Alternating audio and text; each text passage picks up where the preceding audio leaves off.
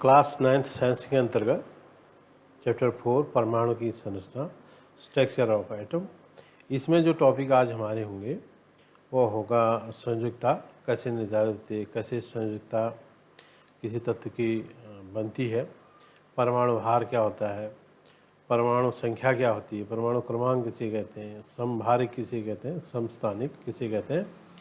इन topics पर हम जाएंगे। 10 मिनट की ये वीडियो है, ध्यान से देखिए।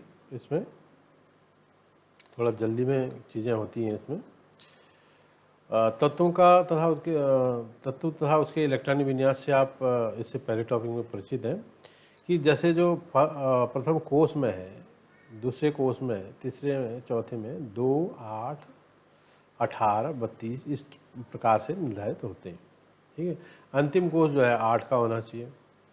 अब यहाँ पर एक उदाहरण आप देख लीजिए, सिलिकॉन के प्रथम कोष में मैक्सिमम लिमिट 2 की है, दूसरे में 8 की है, तो 2 और 8, तीसरे में जो लिमिट है उसके 8 के अंतिम कोष 8 अष्टक उसका पूरा होना चाहिए, पर नहीं है तो जितने बचे हुए इलेक्ट्रॉन है वो तीसरे कोष में आ गए। अगर तीसरा 8 भी किसी का भर जाता है तो चौथे में चले जाता है। तो इस प्रकार जो कोष है उनमें इलेक्ट्रॉनों की संख्या निर्धारित होती है, 2, 8, 18, 32 इस प्रकार से। अगर नहीं है तो 8 फिर भी होंगे, ठीक है, 8 वहाँ पर होंगे। तो जैसे यहाँ पर देखिए एक ऑर्गन आपको दिख रहा है, आर्गन 18 है इसका परमाणु क्रमांक, तो इलेक्ट्रॉनों की संख्या भी इसमें 18 होगी। तो पहले में 2 मैक्सिमम लिमिट है, दूसरे में 8 है लिमिट, और फिर 8 पूरा हो गया तो फिर ये तीसरे में चले जाएगा, तीसरे में कभी 8 यहाँ पर फुल है। देखिए यहाँ पर अंतिम कोष इसका 8 ये भी फुल है। तो जिसका अंतिम कोष अगर फुल रहता है वो ऐसे तत्वों को कहते हैं निष्क्रिय गैस हैं या निष्क्रिय तत्व होते हैं, जो प्रकृति में निष्क्रिय रहते हैं। और जो क्रियाशीलता होती है, किसी भी तत्व की अभिक्रियाशीलता होती है, तो वह अंतिम कोष में जो इलेक्ट्रॉन को देने या भरने या दूसरे से लेने के लिए अभिक्रिया करते हैं कोई भी तत्व, ठीक है, तो वो अंतिम कोष में जो उपस्थित इलेक्ट्रॉन है उन्हीं से जो है उसकी संयुक्ता जो है निर्धारित होती है।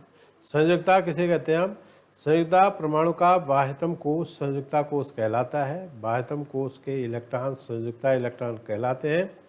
तत्वों की संयुक्ता उनके इलेक्ट्रॉनिक विन्यास से कुछ नियम होते हैं, तो उन नियमों के आधार पर जो है इलेक्ट्रॉनिक विन्यास फिक्स होता है। जैसे आप जानते हैं पहले में 2, दूसरे में 8, तीसरे में 18, अगर वो पूर्ण नहीं हो रहे तो 8 फिर भी होते हैं। तो ये तो आपने देखा इलेक्ट्रॉनिक विन्यास इस प्रकार से होता है। तो यहाँ पर देखिए कि जिनका फुल है वो तो फुल है, जैसे आर्गन का बताया तो 2, 8, 8 यहाँ पर देख रहे हैं, तो 2, 8, 8 फुल है, तो अंतिम कोष इसका 8 वो भी फुल है। तो अपूर्ण जिनमें होता है, जैसे ये है 4 है, 5 है, 6 है, 7 है अंतिम कोष में, ये 2, 1, 2, 1, 2 है, इसमें ये भी अपूर्ण है। अब ये क्या होगा जहाँ पर अपूर्ण होते हैं, अपूर्ण में अगर मान लिया किसी की संयुक्ता 1 है, 2 है, 3 है, 1 या 2 या 3, तो उनकी संयुक्ता वही होगी जितना वो 1 है तो उनकी संयुक्ता 1, 2 है तो उसकी संयुक्ता 2, 3 है तो उसकी संयुक्ता 3। अब बात आती है 4, 5, 6, 7, जिनके 4, 5, 6, 7 होते हैं, तो उनकी संयुक्ता निर्धारित करने के लिए क्या करते हैं, 8 में से जितने हैं वो घटा देते हैं। मान लिया 5 है किसी के लास्ट में, अंतिम कोष में 5 इलेक्ट्रॉन है, तो 8 में से 5 घटाया तो वो 3 हो जाएगा। जैसे ये है, ये यहाँ पर देखिए 5 है किसी के अंतिम बाह्यतम कोष में इलेक्ट्रॉन 5 है, तो 8 में से 5 घटाया तो यहाँ पर 3 आ गया। इसी प्रकार 4 का है, 6 का है, 7 का है, 8 का है, निकाल लेंगे। मैंने कहा ना 8 जिसका होता है तो वो 0 उसका क्या होता है, संयुक्ता उसकी 0 होती है, तो वो निष्क्रिय होता है, वो क्रियाशील नहीं होता है।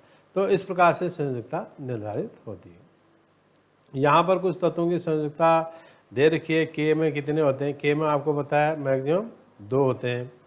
एल में आपको बताया कि मैक्सिमम कितने होते हैं, 8 होते हैं। नहीं है तो जितने बचे वो एल में लिखेंगे, वो उसकी संयुक्ता निर्धारित करेगी, ठीक है।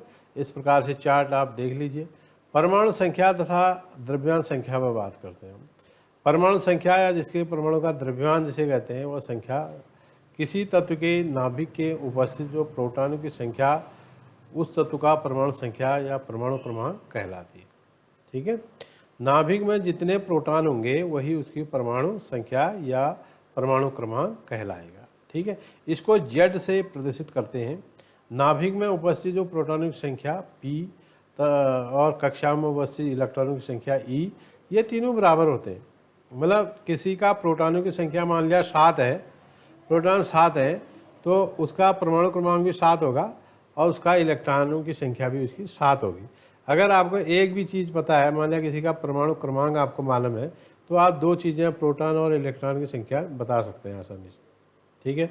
मान लिया आपको इलेक्ट्रॉन की संख्या पता है, तो किसी के इलेक्ट्रॉनों की संख्या 10 है, तो इसका मतलब क्या हुआ, उसमें प्रोटॉन भी 10 होंगे, उसमें उसका परमाणु क्रमांक भी क्या होगा, 10 होगा, ठीक है। तो इस प्रकार से आप आसानी से पता कर सकते हैं कि परमाणु संख्या क्या है, प्रोटॉनों की संख्या क्या है और इलेक्ट्रॉनों की संख्या क्या है। दूसरी चीज़ आती है द्रव्यमान संख्या या परमाणु भार जिसे कहते हैं। परमाणु भार का मतलब होता है किसी तत्व के परमाणु के नाभिक में उपस्थित जो प्रोटॉन है और न्यूट्रॉन है, प्रोटॉन और न्यूट्रॉनों का योग जो होता है, प्रोटॉन और न्यूट्रॉन को जोड़ दीजिए, वही उसका द्रव्यमान संख्या या परमाणु भार उसकी कहलाती है। द्रव्यमान संख्या मतलब प्रोटॉनों की संख्या धन न्यूट्रॉनों की संख्या, ठीक है। जितने प्रोटॉन है और जितने न्यूट्रॉन है वही उसका द्रव्यमान निर्धारित करते हैं। इस प्रकार से आप परमाणु भार या किसी का द्रव्यमान या परमाणु भार आप देख सकते हैं, प्रोटॉन की संख्या कितनी है, इलेक्ट्रॉनों की संख्या कितनी है, और उससे आप अब उसका परमाणु भार आसानी से निकाल सकते हैं। अब देखिए केमिस्ट्री में जो तत्व हैं वो किस तरह से लिखे जाते हैं। तत्व को लिखने का एक तरीका होता है। जैसे यहाँ पर आप देख रहे हैं 2He4 लिखा है, यहाँ पर देखिए 2He4, 2He4, 2 का मतलब होता है परमाणु क्रमांक, और 4 का मतलब है उसका परमाणु भार, और He का मतलब है उसका संकेत, हीलियम का संकेत है। देखिए यहाँ पर एक दिया है, इस तरह से भी लिखते हैं, जैसे द्रव्यमान संख्या ऊपर लिखते हैं और परमाणु संख्या नीचे लिखते हैं और बीच में तत्व का संकेत लिखते हैं। संकेत जैसे H है, हाइड्रोजन का संकेत H है, H का परमाणु संख्या 1 है तो 1H1 लिखते हैं। जैसे C का है, C का परमाणु संख्या 6 है तो 6C12 लिखते हैं, 12 उसका परमाणु भार होता है। तो परमाणु क्रमांक और उसका संकेत और उसका परमाणु भार इस तरह से लिखा जाता है। अब बात आती है किसकी, समस्थानिक और समभारिक। समस्थानिक का मतलब होता है जिनका जो परमाणु क्रमांक है वो समान होता है जिन तत्वों का, और परमाणु भार जो है भिन्न होता है, उन ऐसे तत्वों को समस्थानिक तत्व कहते हैं। जैसे यहाँ पर एक उदाहरण है प्रोटियम, ड्यूटेरियम और ट्राइटियम। ये हाइड्रोजन के 3 समस्थानिक हैं, हाइड्रोजन के 3 समस्थानिक जिनका नाम है प्रोटियम, ड्यूटेरियम और ट्राइटियम। अब देखिए इनका जो संकेत होता है 1H1, 1H2, 1H3, 1 सबका है। देखिए 1 का मतलब जो पहले आता है, अभी बताया कि उसका परमाणु क्रमांक होता है, सबके परमाणु क्रमांक 1 ही है, मगर अंतर कहाँ आ रहा है, उनका परमाणु भार। परमाणु भार मतलब न्यूट्रॉनों की संख्या तीनों में अलग होगी, तो इसलिए यहाँ पर ये अंतर आ जा रहा है। तो पहले का परमाणु प्रोटियम का परमाणु भार है 1 और ड्यूटेरियम का परमाणु भार है 2 और ट्राइटियम का परमाणु भार है 3। तो समस्थानिक किसे कहेंगे, जिनका परमाणु क्रमांक समान होता है और परमाणु भार भिन्न भिन्न होता है, ठीक है। दूसरी चीज़ आती है समभार, समभारिक तत्व जिसे कहते हैं।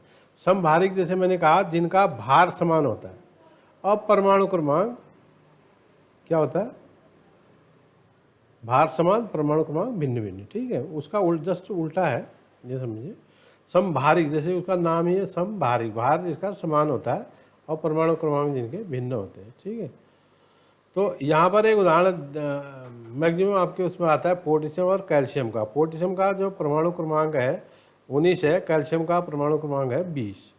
पोटेशियम का परमाणु भार 40 होता है और कैल्शियम का परमाणु भार भी 40 होता है, इसलिए इनको कहते हैं समभारिक। समभारिक का मतलब होता है जिनका भार समान होता है और क्रमांक जो है भिन्न भिन्न होता है, ठीक है।